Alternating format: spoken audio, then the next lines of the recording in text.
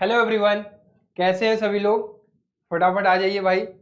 आज काफ़ी दिनों बाद, लगभग 7 से 8 दिनों बाद आपकी रीजनिंग की भी क्लास स्टार्ट हो गई है। मैंने वादा किया था आपसे कि ये 1 हफ्ते का ब्रेक होगा जहाँ पे बहुत सारी चीज़ें सही करनी है।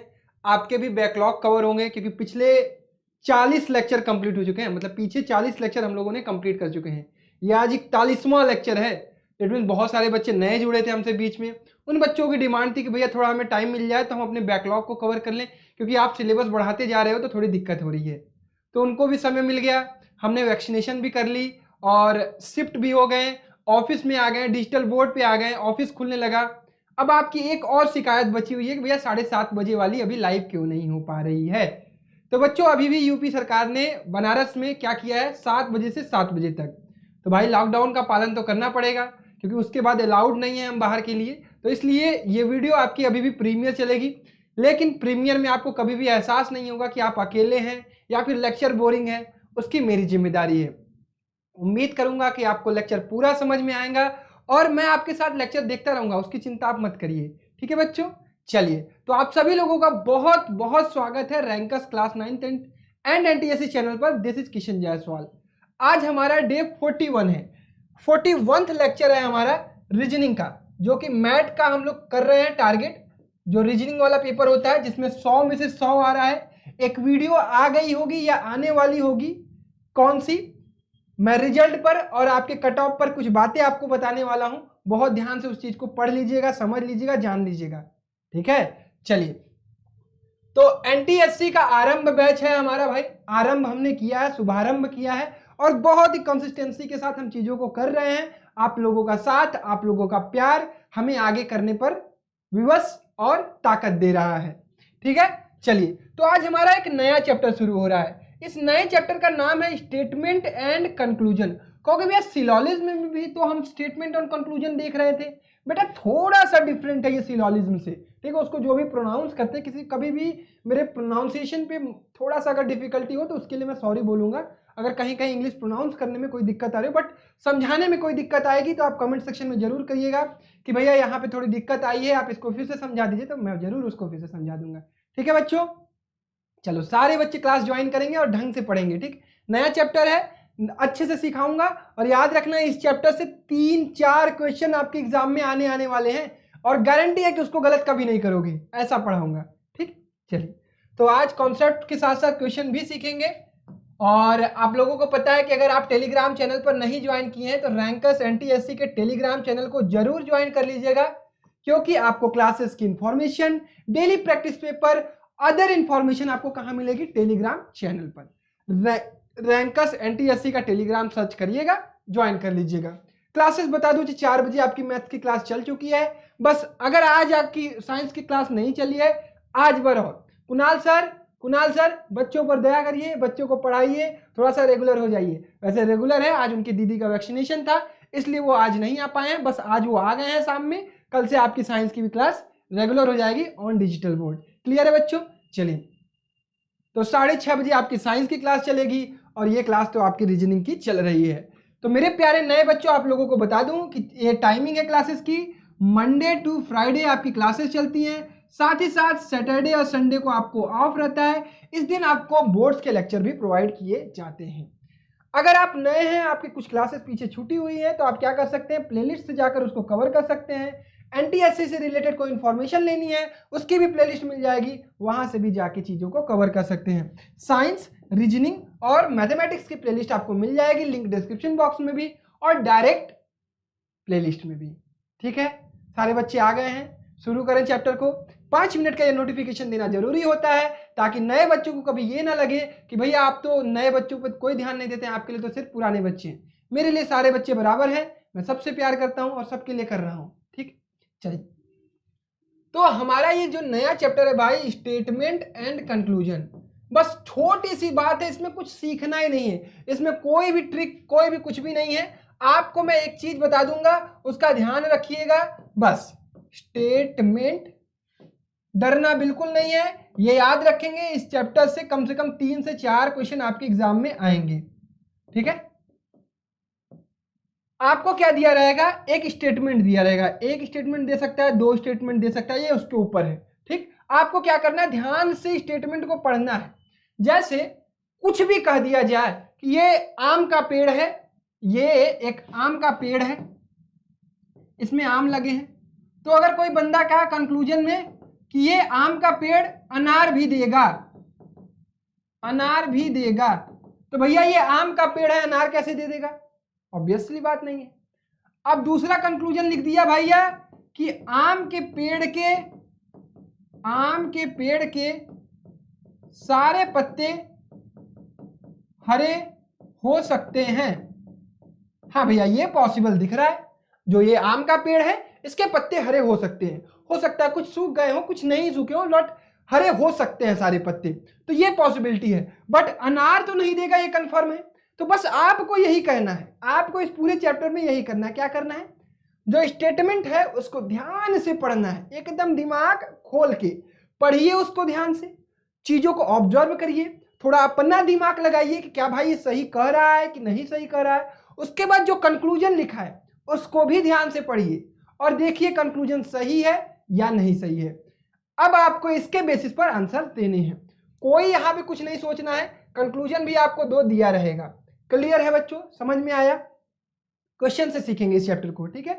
इसमें कोई वेन डायग्राम वाला बहुत ज्यादा दिक्कत नहीं है। ठीक, आपको जब भी क्वेश्चन आएगा मे भी इस तरह से 5 ऑप्शन दिए जा सकते हैं या फिर 4 ऑप्शन दिए जाएंगे, जैसा दिया रहेगा वो आपके सामने होगा। जैसे आपको स्टेटमेंट दे दिया जाएगा, ध्यान से मेरी बात सुनिएगा, ये जो शुरू की बातें बताता हूं इसको लिख लीजिएगा, ठीक है बच्चों। चलिए, स्टेटमेंट दिया रहेगा, कंक्लूजन दिया रहेगा, एक कंक्लूजन और 2 कंक्लूजन। अभी दिखाऊंगा, वेट, पेशेंस रखो, ठीक है बेटा। तब तक लाइक वाइक कर लो, तब तक कोई डाउट है तो पूछते रहो, मैं चैट में हूं तुम्हारे साथ।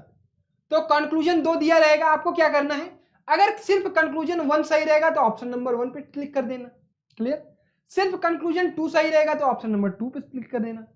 अगर हो सकता है या तो एक सही हो या तो दूसरा सही हो, मतलब कोई एक ही सही हो सकता है, तो आप क्या करोगे भाई, तीसरे पे टिक कर लेना।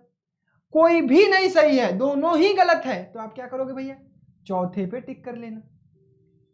If both first and second follows, अगर तुम्हें लगेगा कि नहीं भाई दोनों स्टेटमेंट सही है, आम का पेड़ है उसने लिख दिया कि भैया ये आम देगा और इसके जो वो शाखाएं हैं, जो पत्ते हैं वो हरे हैं, तो भैया दोनों सही है, तो दोनों पे क्लिक कर देना। मतलब दोनों क्लिक करने का मतलब ये वाले ऑप्शन पर क्लिक कर देना।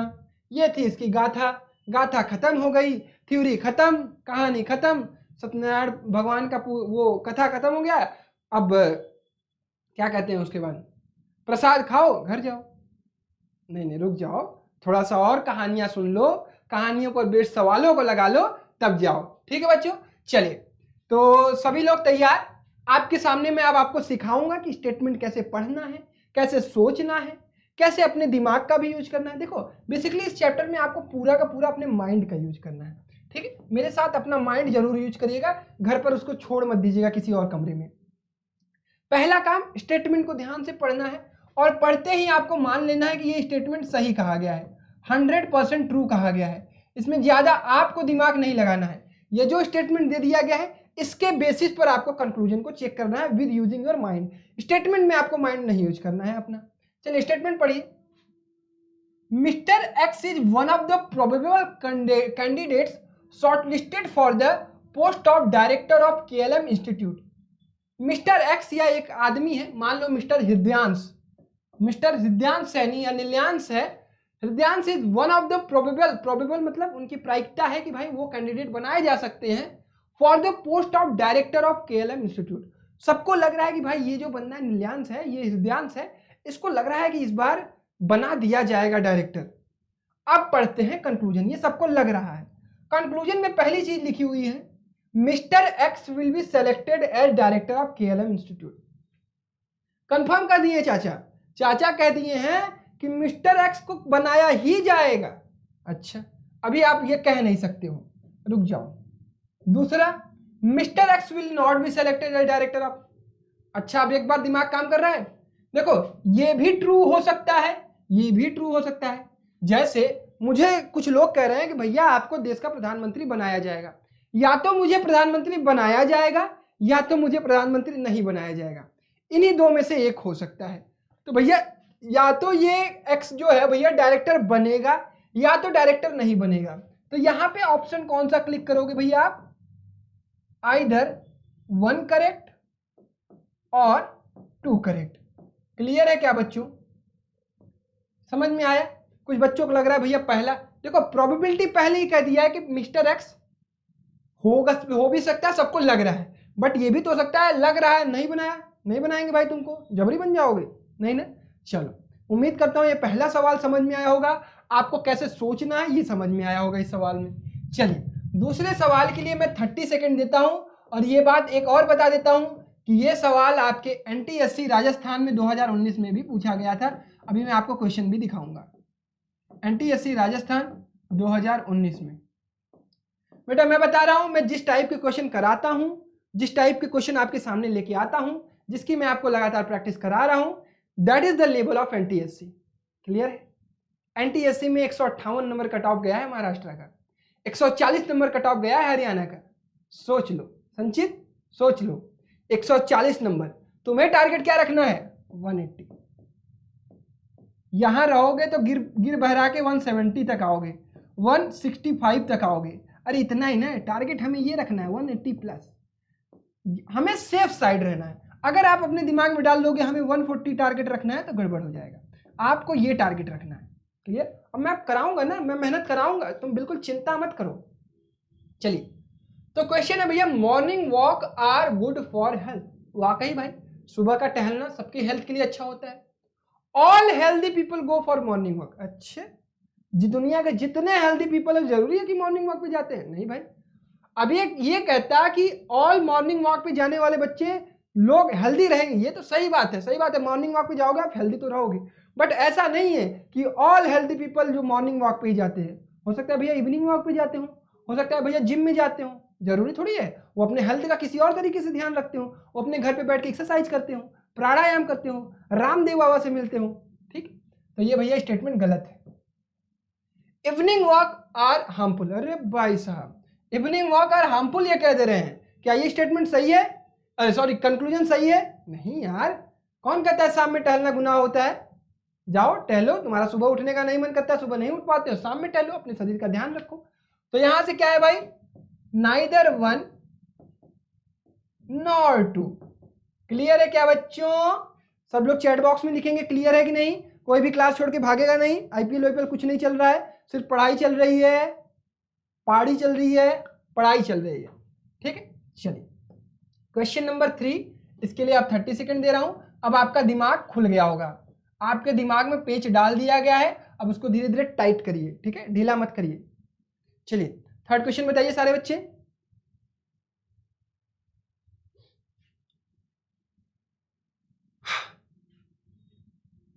सबके चैट पढ़ रहा हूं, सबके साथ बैठा हूं, ठीक है। No country is absolutely self dependent these days. ले भैया मोदी जी आ गए। मोदी जी की यही चाह है ना कि हमारा देश सेल्फ डिपेंडेंट बने।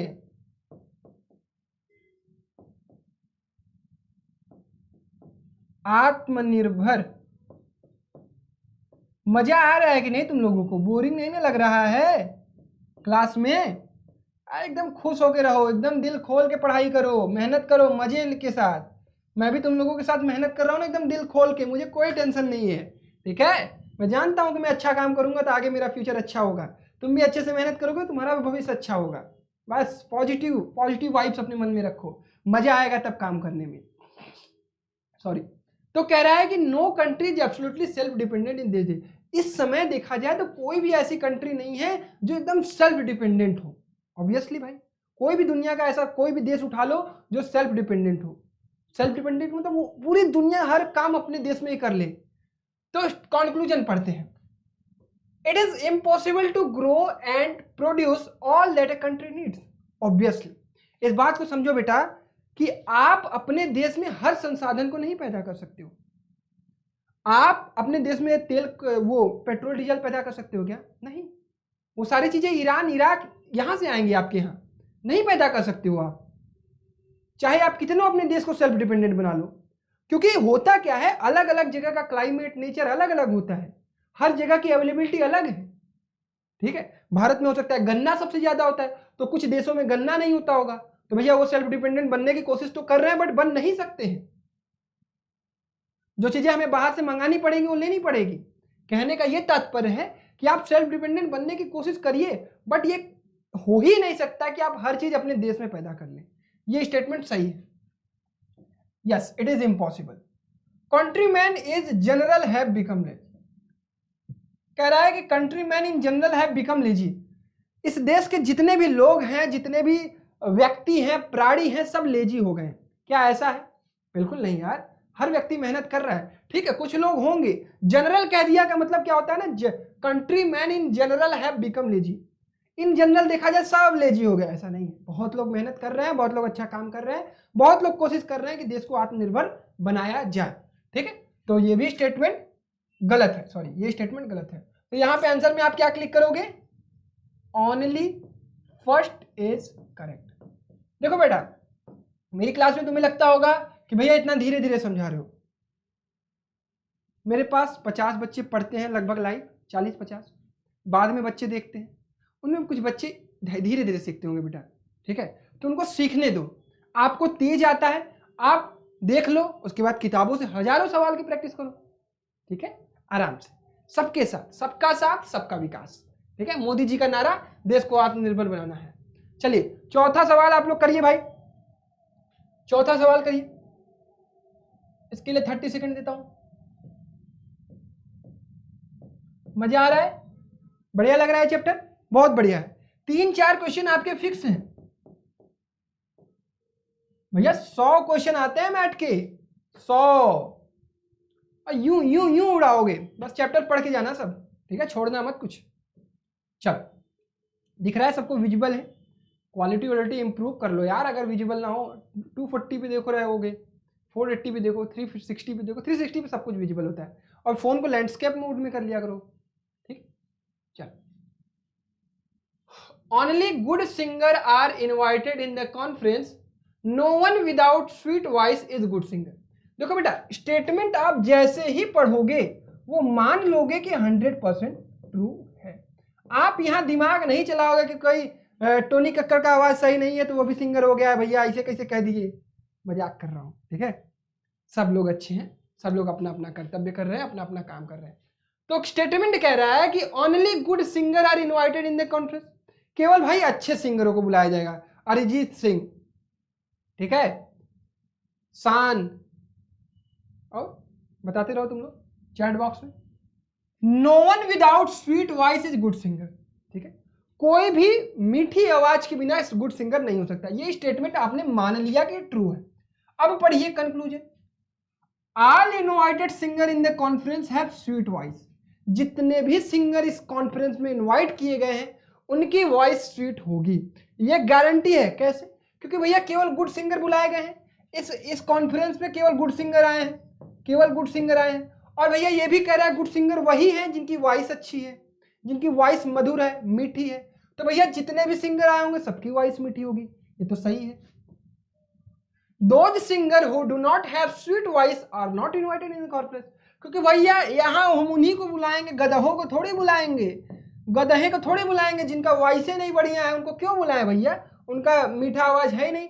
अगर वो मीठे आवाज नहीं है तो उनकी वो गुड सिंगर है ही नहीं, तो उनको नहीं बुलाएंगे, तो ऑब्वियसली वो भाई नहीं आएंगे। तो यहाँ बोथ करेक्ट होगा। तो इसका आंसर क्या लिखेंगे भाई? Both first and second follows. Clear है क्या बच्चों? क्लियर है क्या? सबको समझ में आ रहा है? बढ़िया। चलो पांचवा क्वेश्चन, 30 सेकेंड। आराम से करो, आराम से सीखो यार, अभी कल की क्लास है इसके लिए, ठीक है। ऐसा नहीं है कि आज ही है।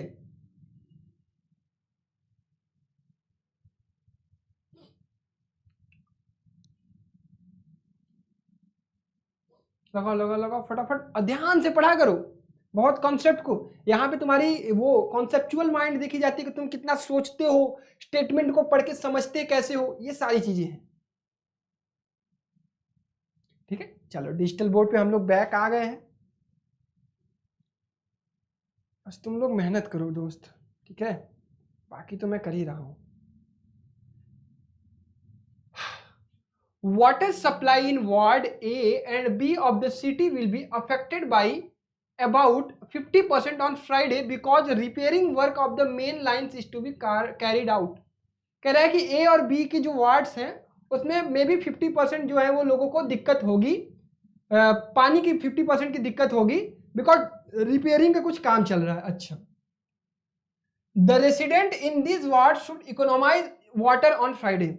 मतलब उस दिन देखो पानी उतना ज्यादा अवेलेबल नहीं होगा, उस दिन पानी 50% अवेलेबल होगा.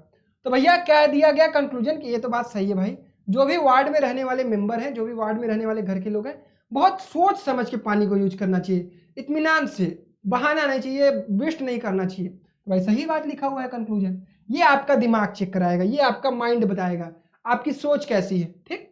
दूसरा, the resident in these wards should store some water on the previous day. ये बात बहुत अच्छी कही गई है भैया. फ्राइडे के पहले थर्सडे जो होगा, थर्सडे का तो 100% पानी आ रहा होगा. ठीक. इस दिन तो आपको दिक्कत नहीं है. इस दिन आप क्या करिएगा भैया, इस दिन आप 70% पानी यूज करिएगा, 30% बचा लीजिएगा भैया. आपके पास जो टब, बाल्टी, गगरी, टंकी, कंडाल, जो भी चीजें होंगी, गिलास, ठीक है, सब चीज में पानी भर लीजिएगा ताकि आप अगले दिन फ्राइडे को, जिस दिन सिर्फ 50% पानी आने वाला है इस पूरे कम्युनिटी में, इस पूरे वार्ड्स में, आप अपने प्रीवियस वाले पानी से चीजों को कर सके. ठीक है. ये तो आपके जीवन में हमेशा आपको करना चाहिए. ये कहानी के बियॉन्ड में आपको चीजें कहूंगा. आप अपने परिवार में हर चीज को ध्यान रखते हुए यह ध्यान रखें कि आपको पानी बचाना है, क्योंकि रिसोर्सेज आर वेरी लेस. अगर हम आज ये चीज नहीं करेंगे, बहुत जगह पे पानी की कमी होती है, आप लोग इस चीज को नहीं समझते हैं. जब आप जिस दिन पानी के लिए परेशान होंगे, जिस दिन एक दिन आपके घर पानी नहीं आएगा, उस दिन आपको चीजें समझ में आएंगी.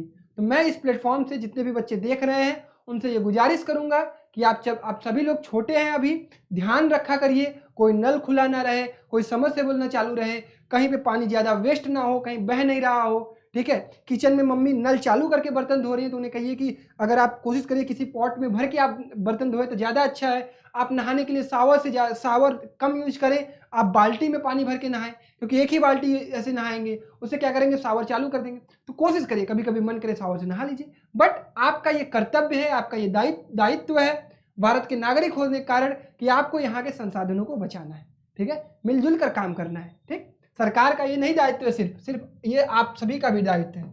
चलिए, ये मैंने एक स्क्रीनशॉट निकाला है. ये क्वेश्चन नंबर 17, क्वेश्चन नंबर 18 और क्वेश्चन नंबर 19 कहाँ का था भाई? ये क्वेश्चन नंबर 17, 18, 19 लगातार किसमें का था? राजस्थान. ये तो मैंने एक पेपर सिर्फ देखा, अभी कल और दिखाऊंगा, अगर खोज के निकाल के लेके आऊंगा, डोंट वरी. राजस्थान 2019 मैट. ठीक है. 3 क्वेश्चन लगातार आए थे. तो पहला क्वेश्चन सभी बच्चे करेंगे. Statement, unemployment is one of the main reason for the poverty of the country. जो ये बेरोजगारी है ना, एक मेन रीजन है पॉवर्टी ऑफ द कंट्री. बहुत सही बात कही गई है. जो हमारे देश में बेरोजगारी है, जिससे लोग पढ़े लिखे लोग उनको रोजगार नहीं मिल पा रहा है, ये गरीबी का एक कारण है हमारे देश में. अच्छा, कंक्लूजन पढ़ते हैं. ये आप पढ़ लिए, ये आप मान लिए, ये आप समझ लिए. कंक्लूजन पढ़िए. To end poverty it is required to create employment opportunity. ये भी बात ध्यान से पढ़िए. टू एंड पॉवर्टी, अगर हम चाहते हैं कि गरीबी को खत्म करें तो it is required to create employment opportunity. हमें अपने देश में एम्प्लॉयमेंट अपॉर्चुनिटी को क्रिएट करना पड़ेगा. बिल्कुल सही बात कही गई है. आप देश से गरीबी मिटाना चाहते हैं तो गरीबों को मत मिटाइए, एम्प्लॉयमेंट जनरेट करिए, बेरोजगारी खत्म करिए, रोजगार पैदा करिए ताकि लोग काम कर सके. ठीक. All the people in the country are unemployed. भाई मैं भी एम्प्लॉयड हूं, आपके पापा एम्प्लॉयड है, काम कर रहे हैं, कुछ अर्निंग कर रहे होंगे. अभी मैं नहीं कर रहा हूं, बट कुछ जो भी आपके, तो ऐसा तो है नहीं कि मेरे देश के सारे नागरिक बेरोजगार हैं, ऐसा नहीं. ठीक है. ये गलत स्टेटमेंट है, ये सही है. तो कौन सा इसमें, देखो इस तरह से ऑप्शन आएगा आपके एग्जाम में. Only conclusion first follows, only conclusion second follows, both follows, neither follows. तो भैया ऑप्शन नंबर 1. ठीक है बच्चों, मजा आ रहा है? किसी को कोई दिक्कत नहीं होनी चाहिए यार. चलो क्वेश्चन नंबर 18 करिए बच्चों. स्टेटमेंट है morning walk is good for health. ये वही वाला क्वेश्चन है ना जहां मैंने कराया था. ठीक है. Morning walk is good for health, बहुत सही बात कही गई है. All healthy people go for morning walk, बिल्कुल नहीं भाई, हम नहीं जाएंगे, हम तो जिम में जाएंगे. इवनिंग वॉक इज हार्मफुल, कह कैसे दिए मालिक, हम शाम में दौड़ेंगे हमारा मन। तो भैया यहाँ पे क्या होगा, नाइदर कंक्लूजन 1 नॉर कंक्लूजन 2। देखो आप कभी कभी गलती क्या करते हो, यहाँ पे तो आपने सही सोच लिया, बट जल्दीबाजी में बोथ क्लिक कर देते हो, 2 क्लिक कर देते हो, तो इसका ध्यान रखें। ठीक है बच्चों, ये छोटी छोटी चीजें मैं अभी आपको बता रहा हूँ, हालांकि मैं लास्ट में भी बताऊंगा, आपके पेपर देने से पहले भी आपको चीजें समझाऊंगा, क्योंकि सिली मिस्टेक्स आपके 1-2 नंबर कटाएगी। और सपोज 140 कट ऑफ गया है और आप 139 पा रहे हो, तो आपको लगेगा अरे यार 1 नंबर और पा गया होता तो स्टेज 2 भी देता। तो इसका ध्यान आपको अभी से रखना है बच्चों। ठीक, चलिए क्वेश्चन नंबर 19 फटाक से लगाइए भाई, पढ़ देता हूं मैं। Animal leave on the oxygen, जो ये जानवर हैं ऑक्सीजन पर जिंदा रहते हैं, बिल्कुल सही बात है। अब उसके बाद कंक्लूजन पढ़िए भाई, पढ़िए। कंक्लूजन कह रहा है plants do not leave on oxygen.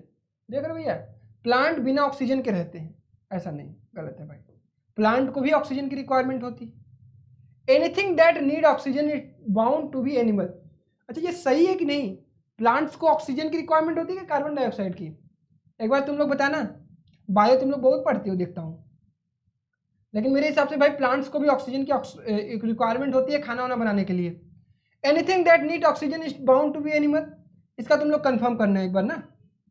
Anything that need oxygen is bound to be animal, बिल्कुल गलत बात है भाई, मतलब जिसको ऑक्सीजन चाहिए वो एनिमल ही होना चाहिए? नहीं, ठीक है, मछलियों को ऑक्सीजन की जरूरत पड़ती है, अलग अलग चीजों को ऑक्सीजन की जरूरत पड़ती है, तो ऐसा नहीं है, तो ये भी गलत है।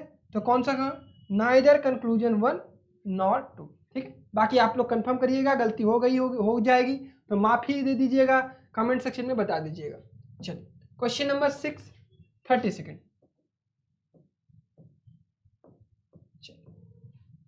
लगाइए बच्चों।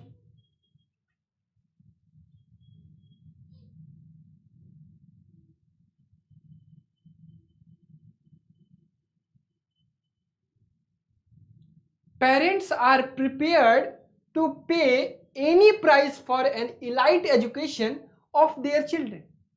पेरेंट्स, कुछ पेरेंट्स या कई पेरेंट्स ऐसे हैं जो अपने बच्चों को एक बहुत अच्छी शिक्षा देने के लिए चाहे जितना पैसा देने के लिए तैयार है। हमारे ही पास कई सारे ऐसे बच्चे होंगे जो बड़े बड़े इंस्टीट्यूट में लाखों रुपए देके अभी भी कोचिंग कर रहे होंगे, क्योंकि उनके पिताजी क्या चाहते हैं कि हमारा बच्चा एक क्वालिटी एजुकेशन पढ़े। ठीक है, तो कंक्लूजन पढ़ते हैं।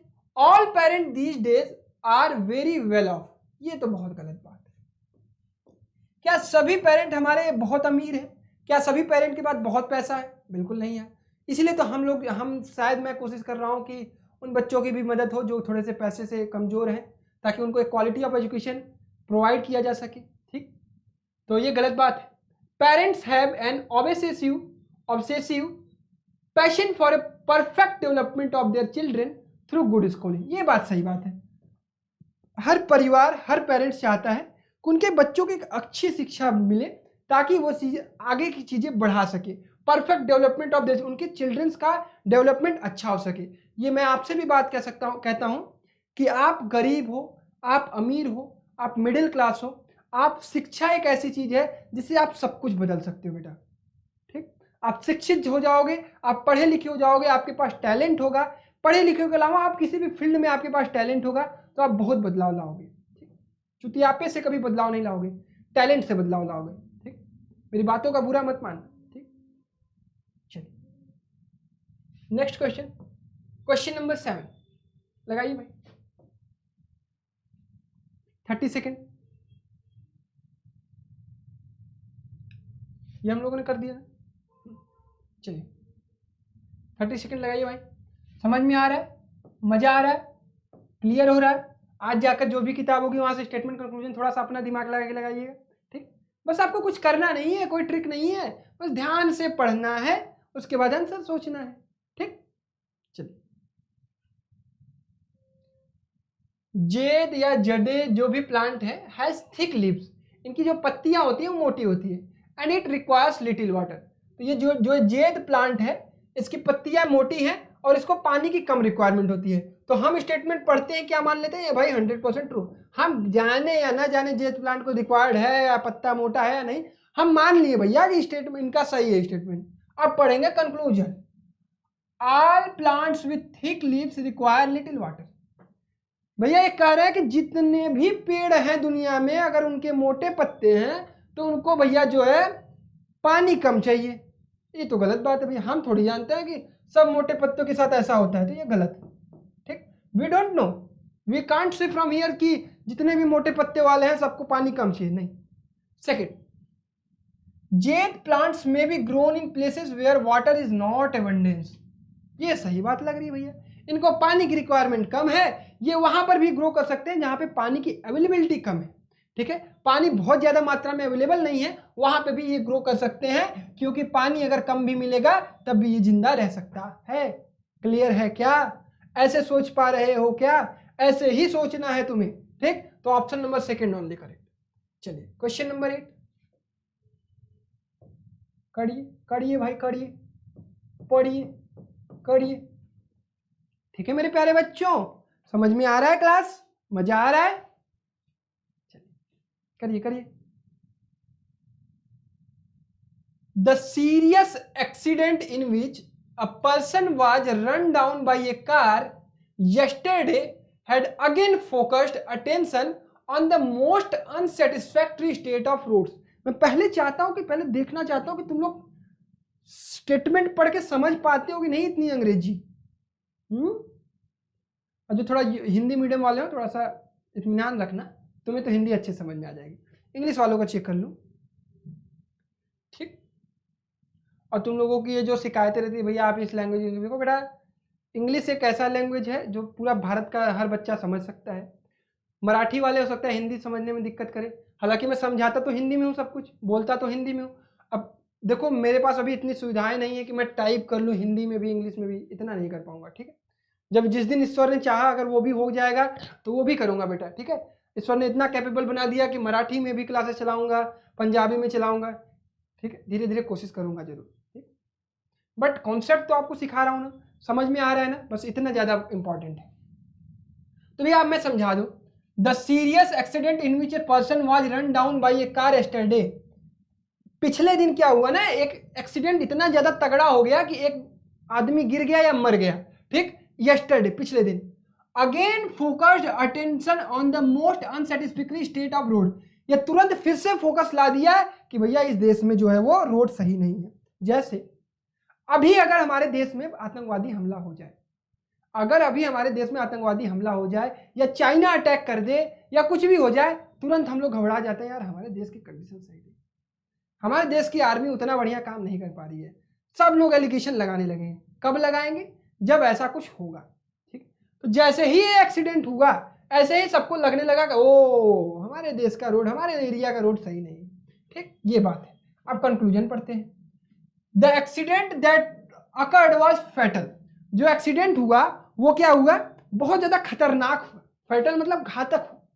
ठीक है, जो एक्सीडेंट हुआ घातक हुआ। अब भाई कोई रन डाउन हो गया, कोई गिर गया, सीरियस एक्सीडेंट हुआ है तो ऑब्वियसली भाई खतरनाक तो हुआ होगा, तो ये सही है। क्लियर है क्या? अच्छा, several accident have so far taken place because of unsatisfactory state of road. अब यहाँ पे बच्चों को थोड़ा समझने में दिक्कत होता है। अब इस स्टेटमेंट का मतलब मैं समझा रहा हूँ, मैं तुम्हारा माइंड आगे इतना भी कठिन नहीं आता है, लेकिन सोचो, इसका मतलब समझो। Several accident have so far taken, देखो ये स्टेटमेंट कह रहा था कि again focused attention on the most unsatisfactory state of road. Again focused, दोबारा तिबारा, अगेन का मतलब फिर से फोकस पे ला दिया, मतलब पीछे कभी हो रहा होगा तभी तो फोकस पे फिर आया आया। तो इट मींस सेवरल एक्सीडेंट, कुछ एक्सीडेंट पहले भी हो चुके हैं खतरनाक वाले, घातक वाले, तो ये भी स्टेटमेंट सही है मेरे प्यारे बच्चों। तो यहां क्या लिखेंगे? Both first and second are correct. Clear है क्या मेरी जान? क्लियर है? उम्मीद करता हूं। क्वेश्चन नंबर 9, क्वेश्चन नंबर 9, जल्दी से बेटा 30 सेकेंड। जो भी बच्चे टेलीग्राम पे नहीं होंगे टेलीग्राम जरूर ज्वाइन कर लेंगे। ठीक है,